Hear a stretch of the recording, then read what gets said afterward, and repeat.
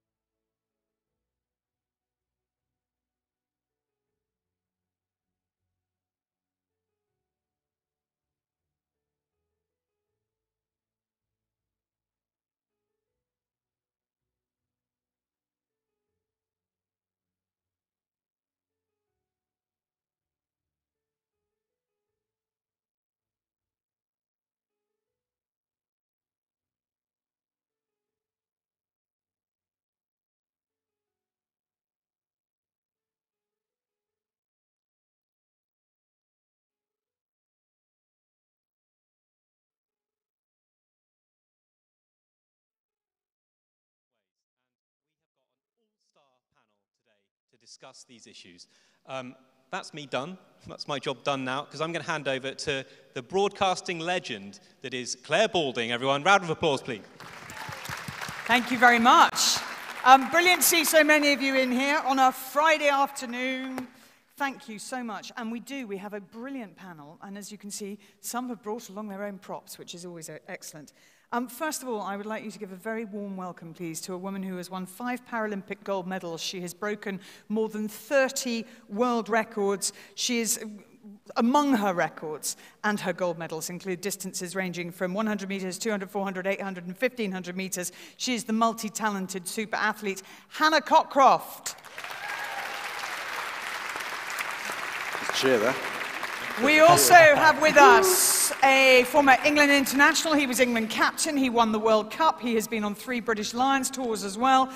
He is a sensational beast of a man, and he has very good opinions as well. Ladies and gentlemen, Lawrence Dallaglio.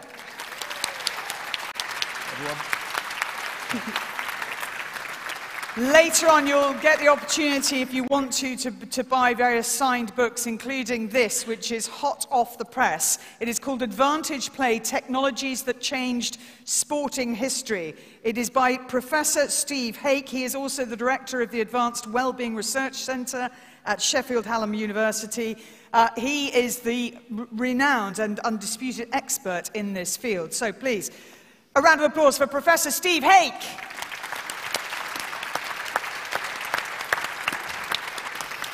And given that we are here thanks to BT, and their major investment in sports broadcasting came in the wake of London 2012, they were launched at the beginning of 2013, and now obviously have major sporting rights across different sports, but particularly in Premier League and Champions League football, but also in various women's sports, including women's tennis. And we have with us the Chief Operating Officer for BT Sport and BT TV, Jamie Hindhaugh.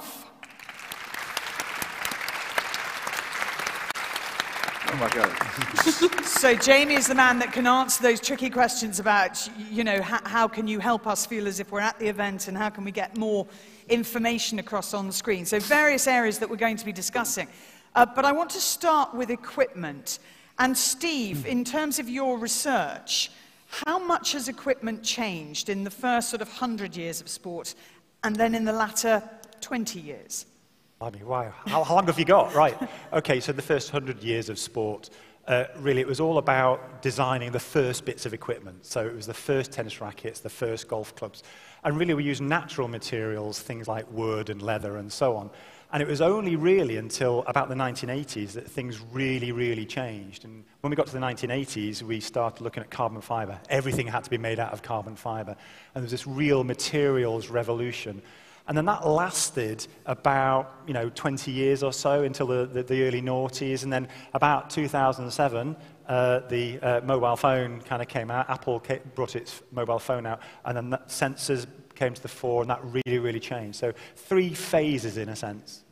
There was an interesting period, actually, in particularly affected swimming. This is a picture of Paul Biederman, who, and actually it's Phelps in the middle, wearing this polyurethane suit that was developed. If you remember, there was a period when swimmers were breaking world records left, right, and centre. I think 30 world records broken in the period of 130. Yeah. 130. Yeah. 30 is how many Hannah's broken, just on her own. But 130 world records were broken. And it was a period that actually started to everybody was questioning this. So it was 2008 to 2009. And in 2010, FINA, which is the governing body of swimming, decided to ban these polyurethane suits. So this was taking, in the sports point of view, taking technology too far. Well, it was. I mean, people were up in arms because they were trying to figure out, is it the athlete that's winning, or is it the swimsuit that's doing the winning? And the problem was that some athletes felt that the swimsuit had gone too far. So there was the shark skin suit. I don't know if people remember this. So between Sydney and Athens and Beijing, Speedo brought out a fast skin suit, and it mimicked the shark skin effect. And this really improved performance. And then by 2008, Speedo realized that if they put some polyurethane panels in, which are literally like a plastic bag, no longer a textile material, that it was hydrophobic, it repelled water, and you could go even faster. And then Arena realized that if you made the whole suit out of this polyurethane, so it really was like when you're dressing someone in their swimsuit, it was like making a sausage. You really had to just like push them in, and it was really stiff. So Paul Biederman wore the polyurethane suit, but Michael Phelps, he still wore the old laser suit, didn't want to go that step further. And Paul Biederman beat him by 1.2 seconds. Which is massive, 1.2 seconds. I mean, that was 200 free, wasn't it? But 1.2 seconds is massive in swimming terms. Massive, yeah. Lawrence, in your sport of rugby union, in your playing days, you had the old rugby shirt that I loved wearing as a kid. You know, that's all I wanted to spend every day in was a rugby shirt. That really nice, thick cotton, kind of baggy, didn't show anything. I would rather, I wouldn't walk around in the new one. That has to be, so Chris Robshaw there on the right. And when did that change and why? Around about the early 90s. It's quite interesting. You used to weigh yourself before you took the field, and then obviously after 80 minutes, and the amount of fluid you'd lose, but also you'd weigh the shirts, and the amount of, the shirt would put on weight, whereas you would lose weight. And I mean, everyone's heard of the sort of marginal gains, doing 100 things 1% better, you know, whether it was Clive Woodward with the squad in 2003, or David Brailsford, or anyone who's a performance director wants to get the edge.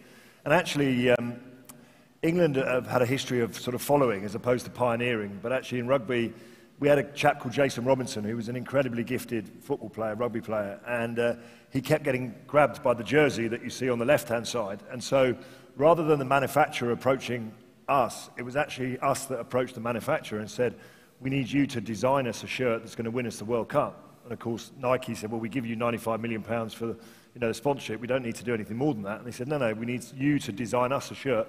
And that's exactly what they did. They went off and they talked to all the players, positional specific requirements.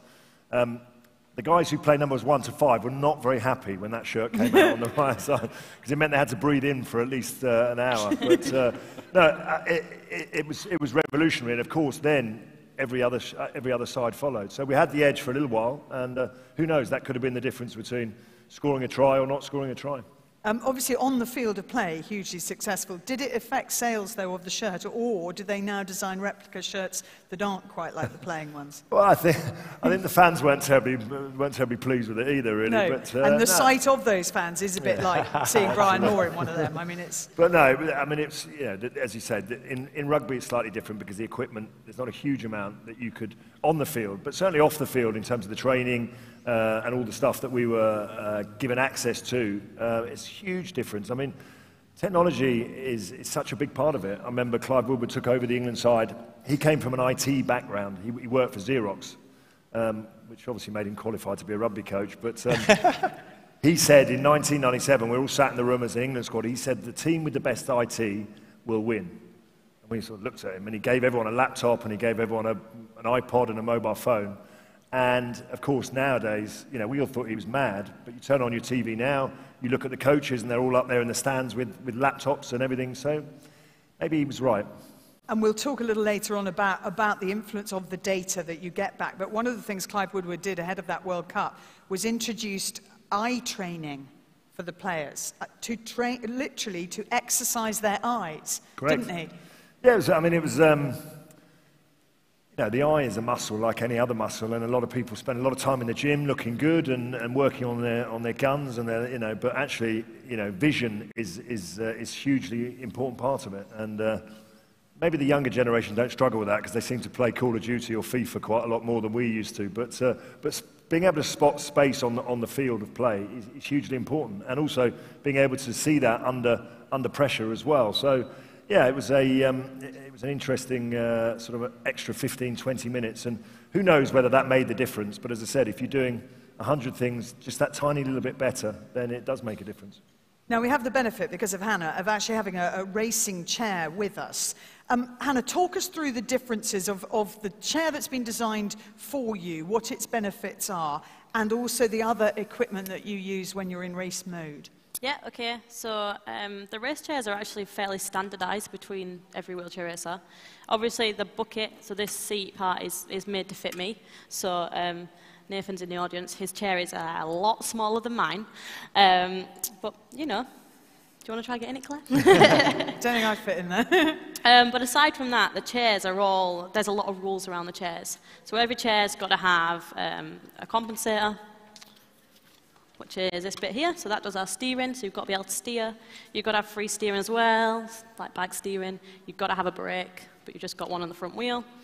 Every chair's got to be a certain length and a certain width. Width, basically, so you can fit in the lane. That is all they're checking, which is stupid. And then, yeah, I mean, technology-wise, safety-wise, helmet. This is just my training helmet. But not an aerodynamic, well, I mean, it's got a certain shape to it, but it's not like a cycling helmet. So I do actually race in a much more aero helmet than this. It's just my training one.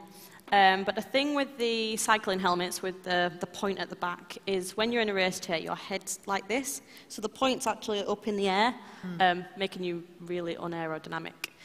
So there isn't an ideal racing wheelchair helmet. We're still trying everything out that's on the market. We're trying to find one, but it is literally trial and error, which one you feel most comfortable in. So I use a Casco when I'm racing on the track. It's got a visor, which we think is more aero, but again, people are arguing that now. There's not a whole lot of research into things in wheelchair racing, in any parasport actually, so that's the way it is. And these are my gloves, literally pieces of leather. And heavily padded on the outside because you're going to punch down on the wheel. Yeah, so they're padded on the thumb and the first 2 fingers. So you kind of put your thumb in, 2 fingers here, 2 fingers in this pocket here. And when you push, you hold your hand in a fist because you punch in, so you kind of lead in on your thumb and then roll onto your fingers and then flick off the back to get the most power out of the back of the push. So there's 2 types of gloves. You can either get ones like this, or racers now mould plastic around their hand. This allows you to get a lot more power, because if you think, once you've been using these, I've probably been using these 3 months, they kind of start to go spongy. They're not hard anymore. You're losing a lot of force because it's just being absorbed, and it's not going into the push rim. So yeah, people have started moulding plastic around their hand. But unfortunately for me, because of my disability, I push differently on each hand. So nobody wants to make me a pair of gloves because it'd have to be really different, and it's really hard. and actually, as you say, you want to be given, and I hope you are, because your achievements certainly deserve high-end sponsorship. You want to be given equipment because these are darned expensive. How much would your first chair that you had for racing, how much did that cost, and how much is your current chair worth? So the chair on the screen, that was my first ever race chair. You'll notice there's a lot of duct tape on it. That is because when I bought the chair, so the chair cost me up there £5,000. We'd fundraised for ages to get it, and when it arrived, it didn't fit at all. They'd made it completely wrong. But they wouldn't take it back, so when you've just spent £5,000, you're a bit gutted. But my dad is a hero, and he cut it up and he welded it back together, and then we stuck a bit of duct tape on it, and it looked like that. This chair, I am actually really lucky to be sponsored by Top End now, so this chair didn't cost me anything. But this chair, if you were to go and buy it, probably 6,000 or 7,000. Top End have just released a carbon fibre wheelchair, so a complete carbon fibre frame, not just the wheels. But if you want one of them, you're looking in excess of £10,000, which I can guarantee you no Paralympic athlete has in their pocket. So I'm talking really nicely to them, but I was just talking to Steve about it actually. So this chair, without the wheels, weighs about 7 kilograms. With wheels, weighs less than 15. So super light. The carbon fibre chair weighs more than that. So actually, kind of pointless, because you want the lightest you can get. But aerodynamically, if you look at the chair from the front, it's not aerodynamic at all. And there are so many things that we could improve on this chair to make us quicker, to make us faster.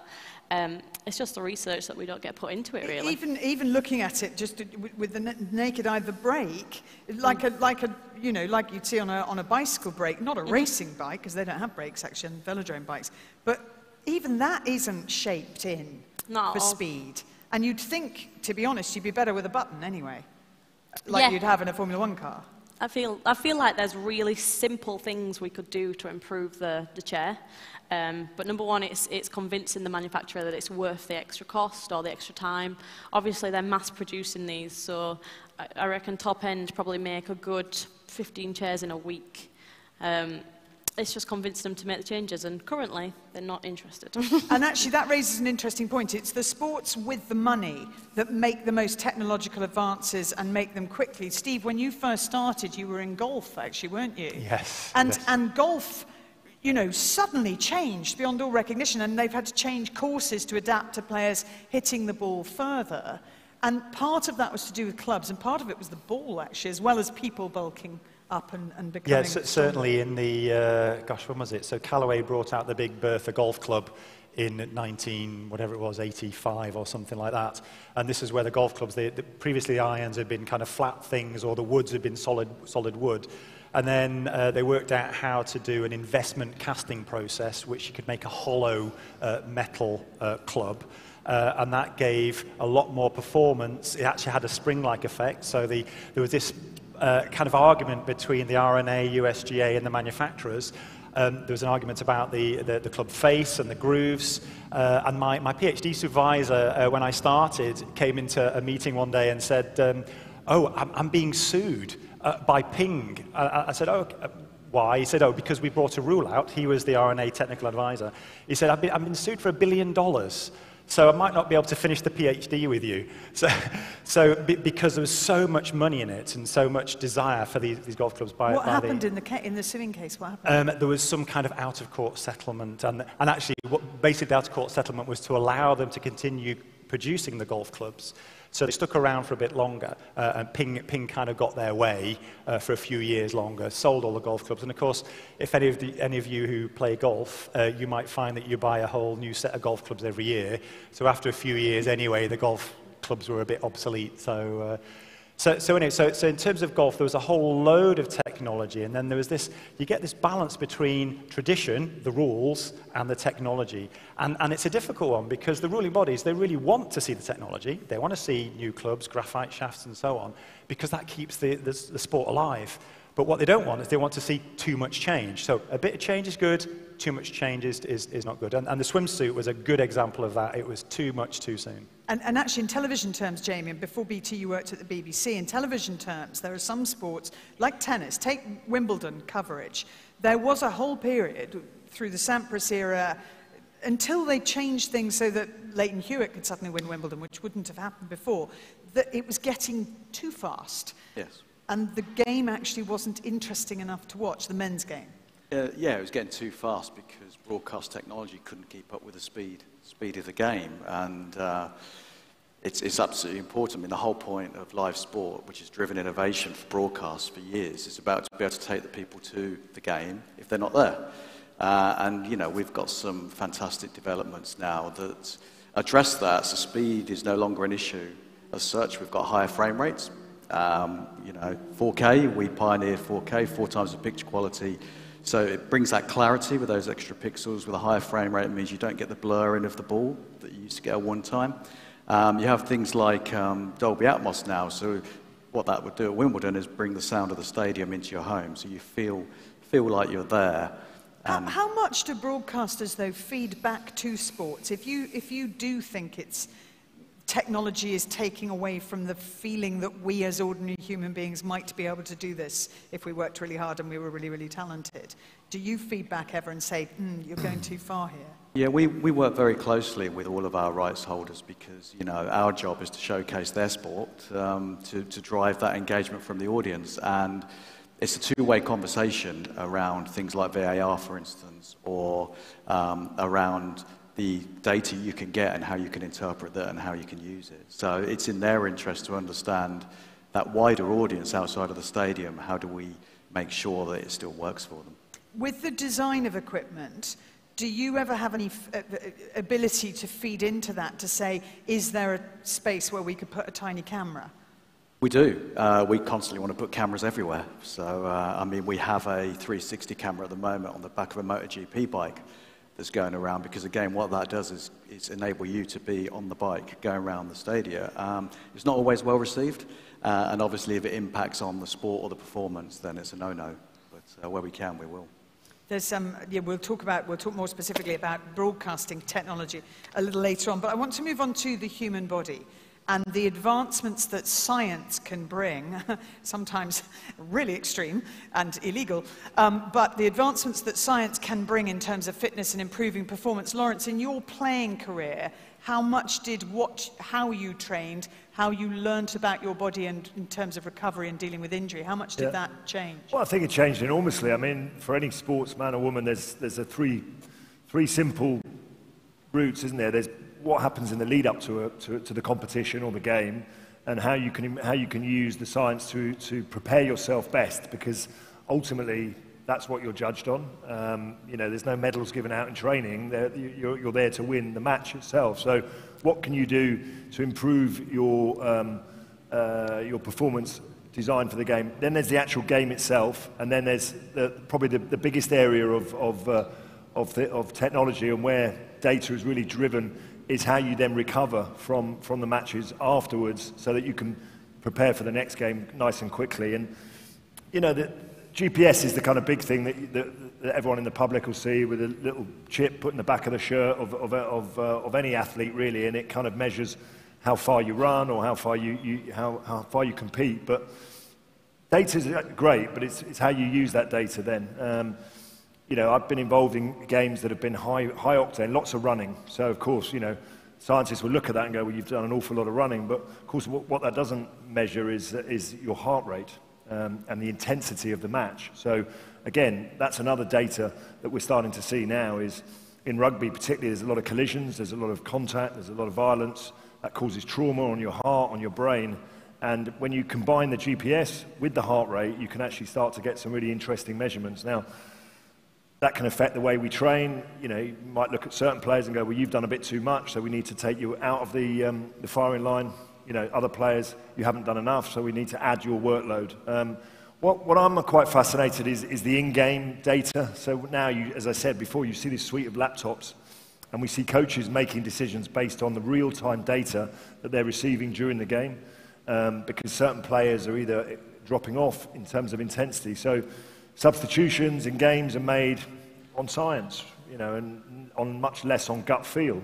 And I think to a certain degree, you know, that's a challenge for all of us. You know, how much of that is good and how much of it should be a mixture of science and gut feel. Because before all that data was available, you'd do it on your eye and go, he looks like he's flagging a bit. Knackered, yeah.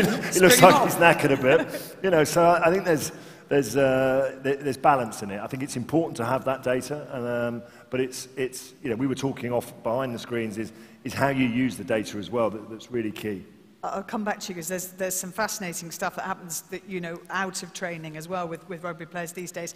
Hannah, I wanted to talk to you as well about the use of data, where you feel it's been effective for you, the things you've learnt about yourself, and whether it's in terms of getting over long journeys before you arrive, whether it's the impact of, you know, not being able to adjust to a different time zone. What makes the difference for you? When do you perform at your best?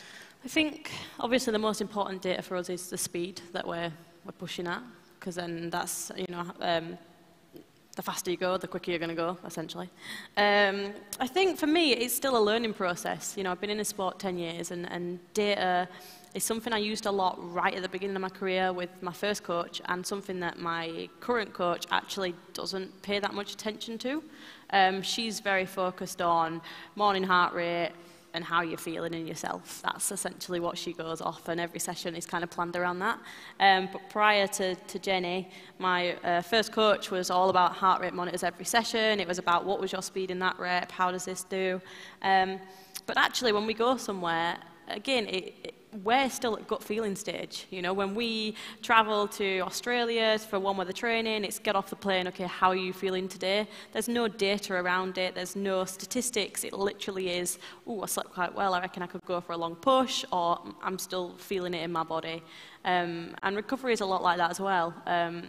We just kind of rely on the team around us to recommend, you know, what we should eat or what supplements we should take or how long we should sleep for, and we just have to rely on that, because actually the statistics really, they're not there.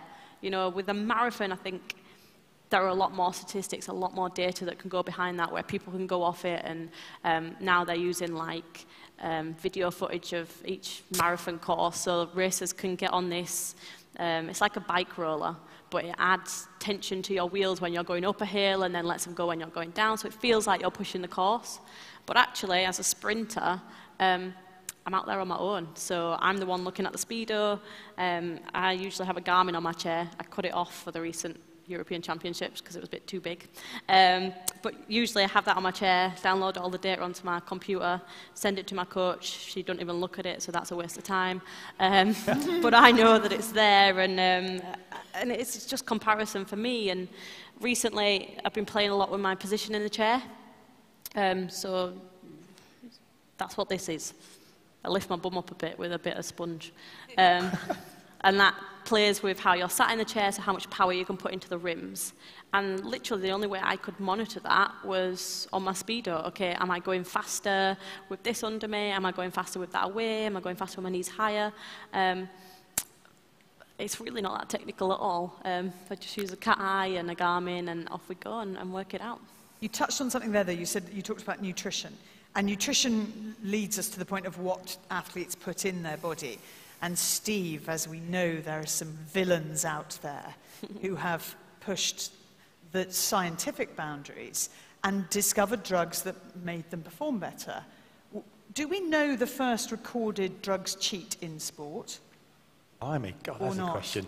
I've wondered about people who died suddenly, but or died very young and may not have tested positive, but won a lot of gold medals. Someone's going to say yes. One of the early marathons at one of the early Olympics. They were drinking stuff like strychnine and all sorts of stuff because they were kind of enhancements. And certainly the guy that won the 1908 marathon in front of the King and Queen was, I think he didn't get the award because he was helped over the line, wasn't he? That's right. So it wasn't quite drugs cheating. But in terms of the data, we've looked at a lot of data. So we looked at data going back to the 1890s, right from the start of the Olympic Games and modern sport, and tracked how performance has improved. And the idea is that if something has happened, you should be able to see it in the data. So the problem about elite athletes is the data's pretty sparse. So for all of you out there, if you're wearing anything on your wrist that's tracking anything that you're doing, there's shed loads of data out there, and you're what's called big data. So people like Strava and Google, Apple, whatever, they're tracking you and taking your data and turning it into really useful things. But it only works because there's so many of you. When it comes down to elite athletes, there's not that many. But we have managed to track the data and looked at what we think are the key technological advances, and including drugs. And in elite sport, performance generally only ever goes up. It only ever gets better. It doesn't get worse because people are getting better, they're training better, our training regimes are getting better, nutrition is getting better, we're finding better populations of athletes, that helps as well. Even as the population of the world grows, we find more good athletes, and so performance naturally goes up. But in the 1980s, and certainly 1989, there was a massive drop in many, many sports in performance. And that just happened to coincide with randomized controlled drugs testing. And then it kind of dropped, and then it started to go up again, and then there was another drop about 2000 when WADA was formed. And of course, WADA have been in the news this week with Russia being allowed back in to the WADA framework. So WADA is doing a good job. So what I would say is, pre-1980s, there were lots of people who were taking things which were actually allowed by some of the rules, because the rules were vague, but as soon as the rules came in, people stopped taking these things, so the majority that were taking those things stopped. So what I would say now is, although we keep hearing about things going on, I feel quite happy that the drugs testing systems that we have in place are working quite well, and we have a minority rather than a majority. One of the interesting things about data that I was just thinking about then is who we allow to share that data with. I mean, if I'm Gareth Southgate, I'd love the data on every single England player all the way through the week that he's at Man City and Liverpool, and then I can make some much better informed decisions about what I do with him when I get him for a couple of days. But I bet they don't share that information. Now, I know certainly in other sports, you put GPS monitors on every player, you get all their data for the whole week of their training, you get the data that they produce in the game on Saturday, and then that gets sent to the national coach. So he's got a complete overview of the top 130 players in the country. So when they come into camp, he can make much better informed decisions about how hard he trains one player as opposed to another. So, you know, we're all asked whether we share our data, and it's all very well collecting it. It's what you do with it afterwards. And I've no doubt that Gareth Southgate would make far better decisions in training based on if he had all that data. But actually, and to be honest, Phil Neville's more likely to be able to do it with England women because the FA own women's football. Welsh Rugby, for and instance. And actually should definitely be getting Welsh Rugby, New Zealand Rugby, they have central contracts, so all the information is shared, and therefore there's no secrets. And you can really design and bespoke the training sessions for each individual. In the old days when I was playing, one training session fit all. You know, you turn up and you just do what you're told. Now I think it's designed based on what happens in the morning. You know, you get sent a message, you've got to answer 10 questions in the morning. You know, how good was your sleep? What was your heart rate? What's your body weight? That information is then sent to the training ground in real time. So by the time you arrive at the training centre, they've already designed your training programme based on the information that they've received. So it's using the data correctly to fuel, you know, to inform decisions. When you were playing rugby, how many times did you get drugs tested? Do you know? Well, probably more often than not, but that's for lots of reasons. There's a high cost in drug testing, and at international level, we got tested 2 players from each side every single game. Nowadays, it's much more thorough than that. You have to tell people where you are, you know, throughout the entire day. And Hannah, for you, 3 they strikes could turn and you're up out. Yeah. any day, couldn't they? They could turn up here right now. Yeah, I have to let them know where I'm going to be for an hour every day, and I've got to let them know where I'm sleeping every night. And they could just turn up, and they can turn up outside of those hours too. So, and how many times have you been drugs tested, do you think? I at least get tested every month, and I definitely get tested every international championships, and then just some more times in between that. Because you're high achieving, do you think you get tested more than others? I know I get tested more than others, yeah. So take Rio 2016, obviously won 3 gold medals. I was tested before and after all 3 medals. The silver and the bronze medalists had never been tested before that race and were not tested for another year after any of the races. So, yeah, sometimes you sit up there and you question what's coming up behind you, but all I can focus on is myself, and I know that I'm doing the right thing, so, yeah. Steve, can I ask you, what for us sort of sports fans and kind of amateur, vaguely active people, what's the one thing that is legal and healthy that we should be doing that maybe we don't, that professional athletes know is essential, that is either, you know, don't drink coffee or make sure you go to bed before 10 o'clock, or what is it that actually really makes a difference to our brains as well as our bodies? As well as body. Gosh, I think in terms of, that's a very complex question, because in terms of health, if there's one thing you should stop doing, it's smoking. Okay, that is absolutely nailed on in every piece of evidence ever. And there's some public health statistics out there that show this very clearly. So stop smoking, that's the first thing. I suppose, again, from a performance point of view, if you're not doing any exercise, do some exercise. You know, go out and do something for a start. And it's the first 10 minutes, if you're doing nothing, the first 10 minutes of any exercise you do is the most beneficial. And that can reduce your risk of death by 10%. So doing some exercise is a good thing.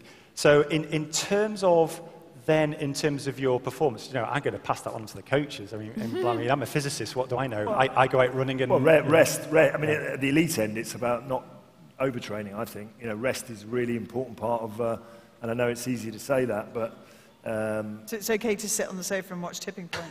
Yeah, absolutely. and also to be happy and be comfortable in your own mind. I mean, I think about certainly from my own point of view, when I performed at my best is when you're in a happy space, when you're pleased, you know, when you're not stressed out and all that sort of, and perhaps a little bit more relaxed. So I think for me, the biggest area that they're working on at the moment, particularly in sports where you've got to perform week in, week out, and you're expected to keep that level of consistency, is the rest, and not overtraining and not being out there with the coach for the sake of it. You know, you try and deliver your best each time, and then make sure you get the rest. There are obviously some natural attributes that people have that will make them good at certain sports. You know, you're Ian Thorpe and your feet are 4 times as big as anybody else's. Michael Phelps with his enormous wingspan. Usain Bolt with his height and managing to actually get off the starting blocks in a way that no tall runner had ever been able to do, and consequently, once he got into that incredibly long stride, being able to break records. Even actually with racehorses, Frankel, the horse that was unbeaten in 14 races throughout his career, never matched by another horse. An extraordinary length of stride and a massive heart, and his ability to recycle oxygen, you know, his basic lung capacity so strong as well, and able therefore to perform, you know, without hitting the wall. Do you approve of, and this really is a question for all of you, do you approve of the models that sort of take somebody like the girls for what was the thing Heather Stanning came through, and Anna Watkins as well, the rowing program, where they identify you for a sport and say, right, you are the perfect shape to do this, and then target, you know, that's the one you're going to do. Is that are people going to pick athletes more based on that kind of a kind of model? Well, it's interesting. In New Zealand, they were talking about the fact that they have great athletes and then they make them into great rugby players as opposed to the other way around. I think obviously that, as you say, the physical attributes need to be there in the first place. But there's lots of things you can't measure, like resilience, mental strength, as people call it all the time. Or he's really, you know, he or she was just really mentally strong.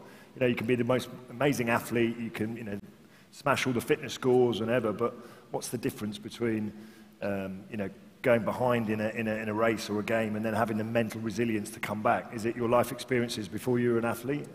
You know, so there's a few intangibles that you can't measure, I think. But certainly from the physical side, there's no excuses for not being in the best shape of your life if you're competing at that, certainly at the highest level. There's no excuse for it. The fittest teams tend to be the teams that win as well. And there's some, you know, in terms of talent identification, you know, there's some successes, certainly in things like bobsled and skeleton bobsled. So sprinters do very well. If you remember Shelley Rudman, she got the one of the first silver medal, I think, back in Turin in skeleton bobsled. And she was a sprinter prior to taking up that sport. Second, actually, because Alex Coomber came through first. Oh, it was Alex Coomber, she did. She got the bronze. Sorry, that's really nerdy of me to know that. Yes, you're right. Yeah. Yeah. So there are some sports where, you know, if you're a good sprinter, you got, you know, the correct muscles, you know, type 2 muscles rather than type 1, then you are going to be good at sprinting and you're going to be good for that sport. But then something like skeleton, mental resilience has got to be a big aspect to it. Hannah, in your case, were you picked or did you pick? I was picked. So I actually started as a wheelchair basketball player, then got persuaded to try some seated discus, and then got put in a racing wheelchair. So yeah, I was picked, but at the same time I chose what I wanted to do. They don't essentially say this is all you can do, you know, you get to choose, but I just fell in love with what I did, so that's what I went with. Technology obviously has this massive influence on really every sport played at the elite level, but also for us that, you know, enjoy watching it. Technology is having a huge impact on the way we watch it, the way we interact with it. And Jamie, you were starting to mention this earlier in terms of cameras on bikes, but also you're offering viewers the chance to choose what they see. Yeah, I mean, that's coming, and I'll get onto that in a minute, but there are little things. So I mentioned 4K, I mentioned Dolby Atmos. It's very important for people to understand that sound enhances your viewing experience by up to 60%. So if you've got a good sound system, the picture looks better, and therefore the quality coming through as you're a sports fan. High dynamic range is a very interesting one. So at the moment, people won't realise that the colour spectrum on HD and 4K is very, very narrow. So a great example of that is we covered the Hockey World Cup from Lee Valley. Anyone who went to watch the hockey saw a completely different colour pitch to what they saw on a television. It was really difficult actually to watch it live. I did go, and because the ball travels so fast, it's really hard to see what's happening until things are replayed on the big screen. It's really hard. And it's great atmosphere. It's a fantastic sport to go and watch, but it's actually very hard to follow with the naked eye. It is, but it's the colour that fascinates me. So, and I've used this as an example, but it really helps people understand it. So far, nobody has ever seen the real red of the Manchester United shirt on TV. Say that again, so far? No one's seen the real red colour of a Manchester United shirt on television, because the colour spectrum, it changes the colour to fit within the spectrum. High dynamic range widens the colour spectrum, the wider colour gamut. So when we roll that out, and we've been doing some live stuff with that, they did it at the World Cup as well, you'll start, you know, in our experience is taking fans to the ground, so you can see what you see if you're at the ground. But this stuff here that I get very excited about, and this is all fed by all the stuff everyone's been talking around about here, about data, and this is where the IP world will come into something very, very different. And the best way to describe it is to talk about a club sandwich. So if you think of a broadcast feed as a club sandwich, the typical thing about a sandwich, you've got 2 pieces of bread, yeah, maybe 3 if it's a club sandwich. The bread can be white, brown, or wholemeal, and within there you've got chicken, bacon, mayonnaise, and lettuce, okay, tomato, yeah? If you're a sports fan, or some people will want a club sandwich with just the bacon, some people want just bacon and chicken, some people want no mayonnaise, some people want no lettuce. tomatoes. Or no tomatoes. Hate tomatoes. What we're looking at doing now, and we've got trials starting to go out on this is a great example, is about how you provide packages of data in your broadcast feed. So data's really good if you understand it and depending on what level of experience you have with the sport. So the example on the screen there is MotoGP that we cover. You've got 3 types of fans for MotoGP. You've got the people who are absolutely into the sport, want to know all the stats, understand the stats and want to be able to see them. You've got the other end of the spectrum of people who just want to watch people go around in a circle and fall off at high speed, those pretty pictures. And then you've got the people in the middle, and I hate to say it, they're the people we cater for at the moment, which it means we're not catering for the other 2. So in the new world of object-based delivery, you, as the punter, will be able to sit at home on your TV and choose which graphics overlay you want on those pictures to be able to feed what you want to be able to see. Football is another great example. You may want to be able to choose, you know, I'm an Arsenal fan, no booing, but I may want to watch the cameras that are following our manager and our team for that bias. So I may want different commentary that is Arsenal bias rather than standard bias. And I think it's really exciting. I mean, personalisation, all driven by data, is where we'll end up. And I think the sports that most embrace television coverage and realise how essential it is to their popularity will offer the most to it. Because actually what I want is not only the heart rate, for example. I'd love the heart rate of the players on the pitch. I'd quite like the heart rate of Jose Mourinho as well. But also, that, I mean, there's a simple truth in sport for a viewer that the more you understand, the more you enjoy it, right? So particularly complicated sports like rugby, which, I mean, I don't even know why the referees give certain decisions. So how do you use the data to inform you without overcomplicating the picture, as Jamie's saying on the screen? What I found really interesting, having been involved with BT Sport right from the beginning, I remember when I was warming up for a game, I didn't want anyone near me. I was like a serial killer. I was like, you know, for an hour, I'm like in the zone. You know, now I'm on the other side of the camera. I've got a microphone poking it in front of players, saying, "Can we have a quick word with you?" For like 10 minutes before kickoff. And one of the things we talked about when we launched BT Sport was how can we enhance the viewer experience? Well, we talked to coaches in the middle of the game, like 20 minutes into the game. How's it going? You know, for you, what, you know, is it working out how you think it was? And you need buy-in from the rights holders to get that. I mean, wouldn't it be great to speak to Jose Mourinho 20 minutes into a game?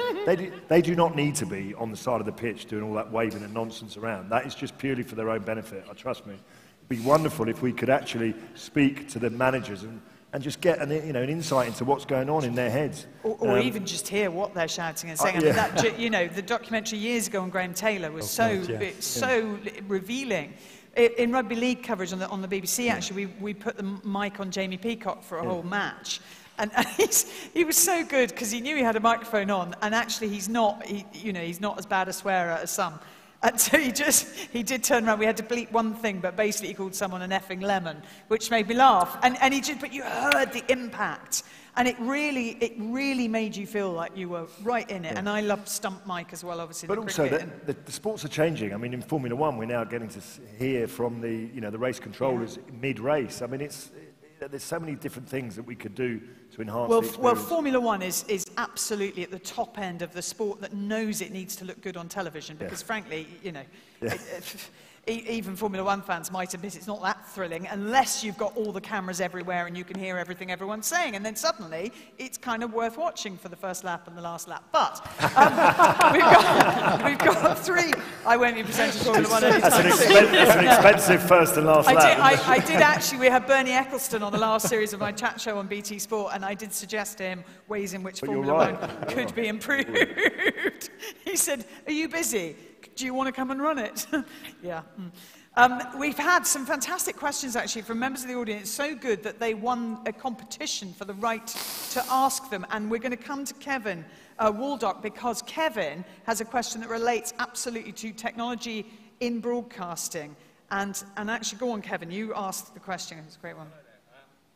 Oh, hang on. That's not working. Just, have we got that one faded out? It's for the audience mic. Try again, Kevin. No, still not. Just check it's switched on the side. It's not your fault if it's not, by the way. Switched on. It is switched on. There you go. Try again. Hello? Oh, wow. Seamless.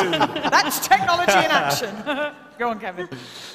Jamie, you talked a lot about how you could enhance the broadcast to make it feel like people that are actually at the event. How could technology be used to enhance the experience of the people who are actually at the event? Really good question about how can technology help you if you bought a ticket and you're paying way more than anybody watching it on the TV, and you're actually there. And you know, there are some sports that offer you, obviously rugby union with you know, well, I mean, ref mic, yeah. but ref mic doesn't necessarily explain. Well, it keeps the players quiet. Yes, that's true. It keeps the players quieter. It might keep footballers a bit quieter as well if they actually introduced it eventually. Yes, that is true. Yeah, I like that. Yes, quite right. Yeah, Jamie, ref. do you think there are things you can offer the actual attendees? I think we do offer them now. I mean, on our app, you have all the stats and that you need. What you need to be able to do is actually be able to access that information inside the stadium. And I do think there are certain aspects of data we have, analysis we have, that can be targeted to people who are in the stadium, that people who are not in the stadium will still enjoy. I mean, a really great example of that was I went to the America's Cup when we were covering it, and I didn't really understand it.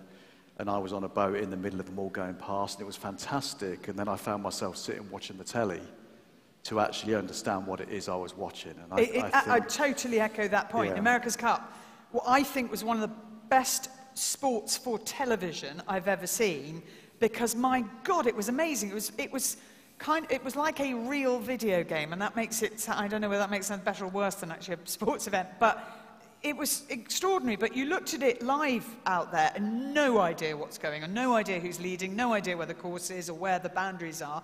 But on television, and with all the trackers they've got on the boats and with the microphones and cameras, yeah, it became something really exciting. It's about giving people choice, isn't it? I mean, yeah, you go to a live game, you want to immerse yourself in the live experience of the atmosphere, but occasionally you might want to turn the commentary on so you can actually hear what's, you know, if I was back at home, I might be able to hear what's going on.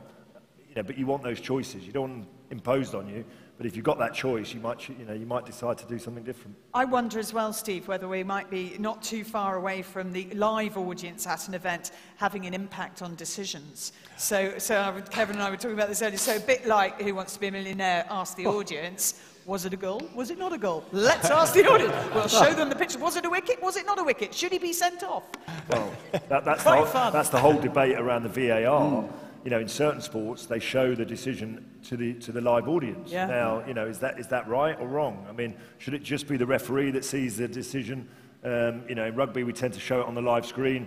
You know, cricket, they show it. Show it on the live screen. You can affect the decisions based on being there. You know, because suddenly you hear a big roar or a big, you know, ooh-ah, maybe it affects the referee's decision because it's not as black and white as it can I'd be. love to see voting in some sports. That would be fantastic, wouldn't it? Off. Absolutely. Yes. But it's like Roman times, exactly.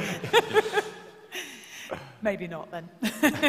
Have you got, in your research though, Steve, have you seen things that you think, right, actually, that might advance the sport, but where this would really have an impact is for the audience? Not really, no, because we focus absolutely on the elite athlete. So we are really looking at taking this kind of information, and we do things like this bespoke for people like Hannah, where we are taking data and doing research like that, trying to improve performance. What does that mean, Steve? So that is a computational wind tunnel. So if anyone saw the America's Cup presentation earlier on, very similar to the kind of thing that they do. So that's computational fluid dynamics. And what we do is we take an athlete, we take a chair, we scan them in using a 3D scanner. It looks a bit like the thing you use in a supermarket to scan your groceries. We kind of, this red stripe goes down. In fact, they'll probably work on that dress there. So we get you in there in 3 dimensions. We then put some airflow over you in the computer. We crank it up. Literally, it takes probably overnight to kind of compute all the numbers. And then we get to see where the aerodynamic drag is coming from in that particular wheelchair. And that wheelchair is not that dissimilar to yours, actually. And so what you can see is you can see some drag, some streamlines coming from the front of the wheel. You can see them coming from the down spokes there, the front of the steering mechanism. And you get about 3/4 of the drag. You lose 3/4 of your power from the aerodynamics there. And you lose about the other 1/4 from the rolling resistance of the wheels. So you've got 3 wheels on there, and they all have rolling resistance. The bigger the wheel, the better. The smaller the wheel is not very good because you get much more rolling resistance there. And then you've got the bending of everything, and then you've got kind of energy losses in the bearings and so on, which are kind of minor. So that's kind of what we do. But then now what we do is we're starting to understand how the mechanics works. But actually, when you go out on the track, do you actually perform better? Are you any better or not? So a bit like in Formula One, a bit like on that MotoGP there, it's get you out on the track and measure something. And because you're a kind of a really bad experiment, because you might have a bad day, you might not have slept very well, we've got to kind of collect all that data and make the best of it. So data is really important, but we tend to feed it back to the athlete and not to the audience. Okay. The second of our competition winners, Karis Llewellyn, are you happy to ask your question? I'll try, Claire. I just wanted to ask the panel, do you think that bionic body part replacements for Paralympians will lead to sporting achievements attained by able-bodied athletes being surpassed? So the question being about bionic body part replacements. Specifically, I'm guessing for amputees, you're talking about prosthetics. Would it mean that Paralympic records are actually faster than Olympic records, is what you're saying? What do you think, Hannah? And does it matter if they are? I don't think it matters if they are, no. I don't think you can compare what we do to what you do because we're completely different makeups of people. But I think you've already seen kind of an example of that. Marcus Ream jumped further than Greg Rutherford did to win London 2012 gold. So he's kind of already done it. He's just broken his world record a few weeks, like last month, and he nearly jumped out of the pit. And a lot of people are saying, it's because of his blade, it's extra springy, it's this, it's that. You're never going to be able to prove it either way, I don't think. I don't think you're ever going to be able to say, a blade is X amount more powerful than a leg, because actually, if you think about it, you've got one blade and one leg, so you're still at a disadvantage because you're kind of got 2 different powers going in. And I think that's how they've said, we saw Oscar Pistorius go to the Olympic Games, I think that's how they proved that he had no massive advantage. I think it completely depends on what your sport is, where your amputation is, or what kind of limb you've got. Because actually, limbs are like race chairs. The more money you've got, the better the equipment you're going to have. So actually, in Paralympic sport, there has to be rules about how good the technology can get, because otherwise, the more money you've got, you're going to win. That's essentially, that's it. Which does put a lot of countries at a huge disadvantage. And when you look at the medals leaderboard at any Paralympic Games, it's very rare to see an African nation particularly high, or South Africa might be, but there are nations that just don't have enough money, that don't have the money to invest in the equipment needed or the science behind it. Yeah, you saw it, I think it was at Glasgow Commonwealth Games. There was the men's 1500 metres, and then the male athlete got out of his race chair and the female got into his race chair to race the female 1500 metres after it. You would never see anyone else try and get in my race chair to race a Commonwealth final or a Paralympic final or a European final or even a race down at Stoke Mandeville track to qualify. And it does essentially come down to money, and I guess it's probably a problem that affects a lot, not just para sports, but it does affect us quite a lot because we have no idea what talent is actually sat in the countries that can't afford £5,000, £6,000, £7,000 for a chair. I mean, I could barely afford it. So, so I think we can't be compared, number one. I don't think you can compare a bladed athlete to an able-bodied athlete. And I think both achievements just need to be celebrated as their own. And yes, I think one day we have the potential to go quicker. But you've also got to think, you know, getting out the blocks or starting the wheels moving. It's like starting an engine, it's like starting a motor, and that's going to take a little bit more time, I think. So wait and see, I think. I think just going back to the question, I think yes. I mean, you've already said yes. I think we will find Paralympians performing better than able-bodied athletes. I think that will happen eventually. Does it matter? No, it really doesn't, because it goes back to, you know, what our definition of sport is. And let's face it, sport is really stupid. Let's face it. When you think about it, the things that we do, that we have as our challenges in sport. When you sit back and look at them, you know, 15 people chasing a kind of a bladder around a pitch. It's kind of silly. Yeah, kind of silly. So the thing is that we set, really, the challenge we set ourselves in terms of sport are completely arbitrary, and those things will change as we go into the future. So whether we have, you know, bionic implants, and you know that there are kind of knees with prosthetics. That have hydraulics and electronic kind of assistance and so on. And that will start to come into the sport at some point. And it's for us to kind of decide, and maybe that's where the audience comes in, that voting thing. What do we want out of our sports? Do we consider that to be a valid sport? And if so, that's fine, just go with it. Our final question, because although we started late, we are still, oh my word, we've nearly run out of time. Alexis Blades has our final question, and I think it's the perfect one to finish on, and everyone's going to get an answer on this. Great. So what technology has impressed you the most, and what would you like to see introduced next? So first of all, what have you seen that's impressed you most, and then what would you like to see? Not what do you think will come next, but what would you like to see come next? Jamie, let's start with you in terms of broadcasting technology. Don't choose mine. What has impressed you most so far, and what do you want next? There's lots. I think one of the things I'm really interested in is 360, and I didn't say VR, it's 360. It's about being able to transport yourself on the pitch, inside the action, seeing those different angles. And the one problem you have at the moment is the picture quality is not that great.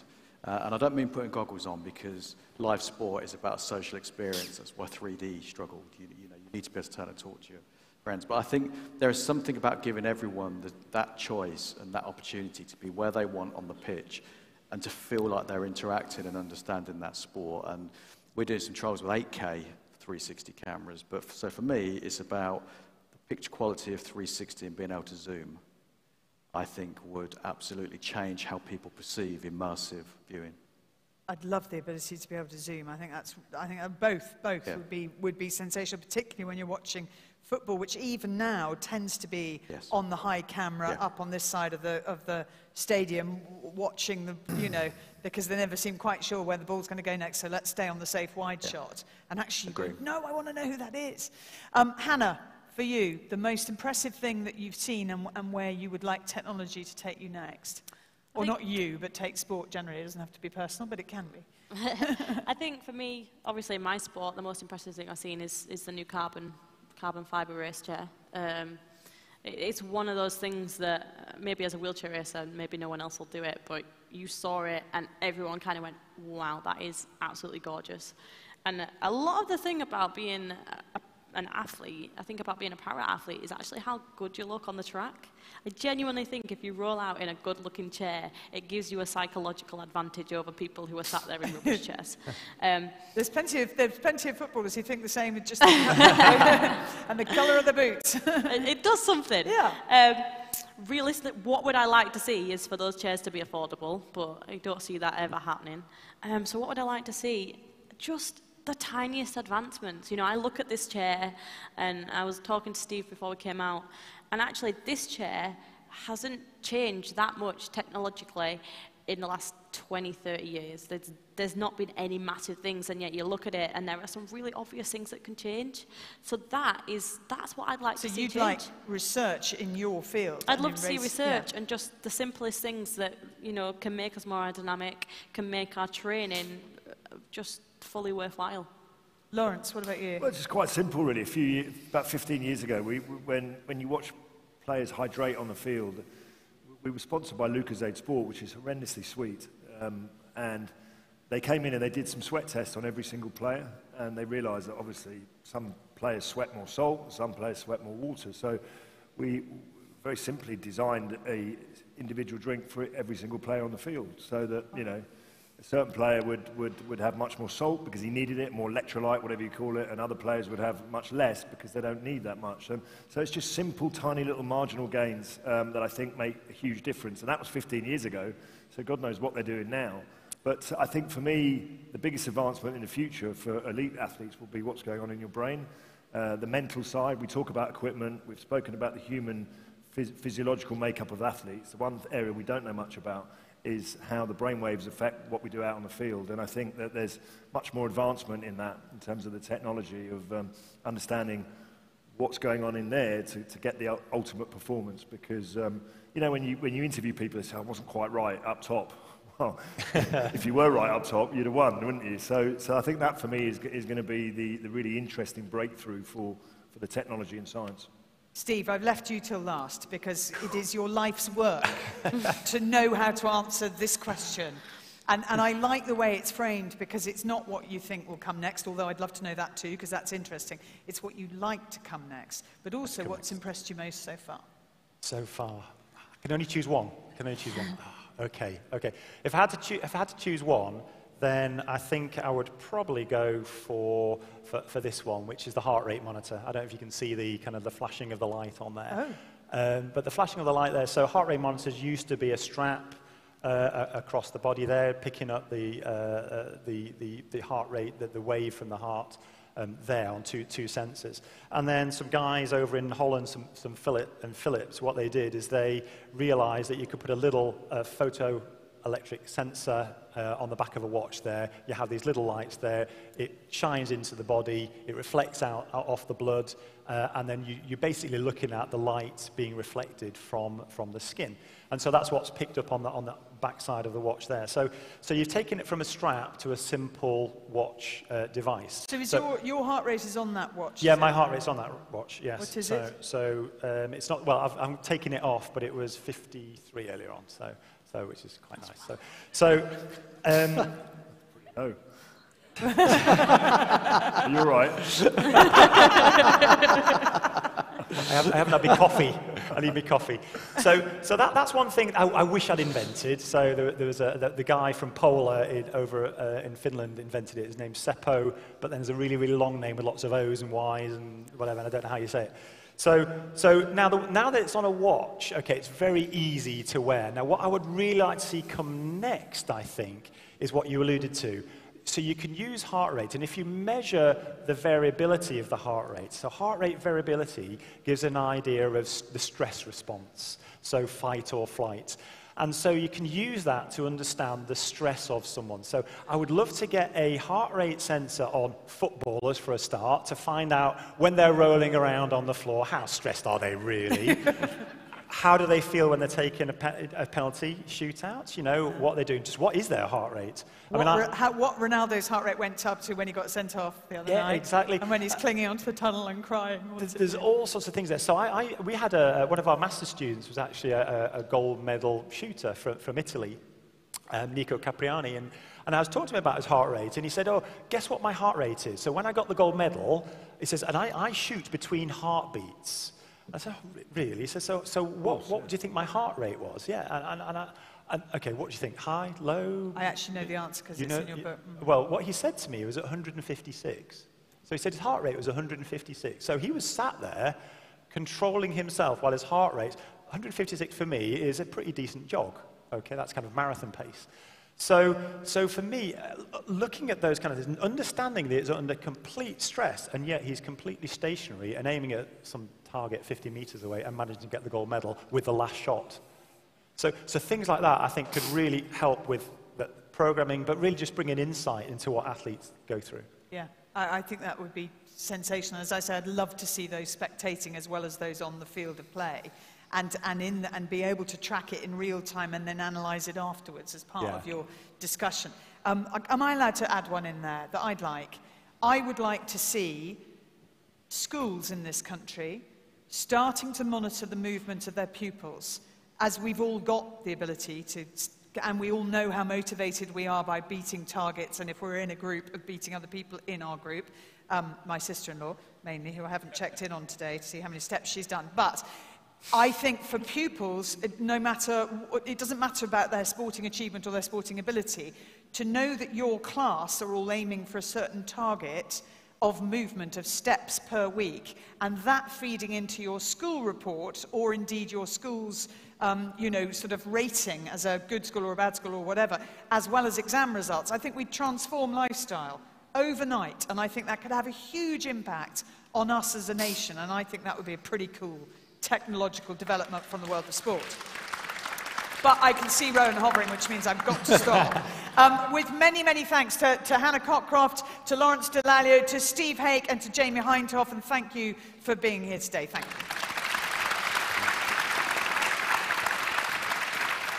Thanks, guys. Steve, I just have to say you're a brave man to suggest that rugby is silly, sat next to Lawrence Dallaglio. I'm going that way. Well, it was actually me that's silly. Thanks for a fantastic discussion. I feel like we've all had a really privileged insight into sport that we don't normally get before, so it was really great to hear all from you. And I feel like my enjoyment of sport has already been enhanced. So thanks again to all our panel. There's books available by Clare and Lawrence at the Blackwell stand. Steve is signing his book at the back. We haven't got much time now, so just let's be quick. And see you all tomorrow. And let's put our hands together once again for a fantastic panel. Thanks very much, everyone. Thank you. You got one there. You got one there. Yeah. Hello and welcome to New Scientist Live 2018. The very first time I've actually ever seen a queen bee. That's quite spectacular. No matter how much you know, you can walk around here and you can learn something. Wow. It's extraordinarily fast. It's amazingly and it's inspiringly fast. Absolutely amazing. There couldn't be a more perfect event. A fantastic day for inspiring people about science and engineering. We went to see Tim Peake and the other two explorers, and that was awesome. Every step of every day, you were living that moment. It's about finding something that's going to push your physical limits. And it's very exciting. We know that the next group of astronauts to be selected will be returning to the moon and will have an opportunity to go to Mars. That was amazing!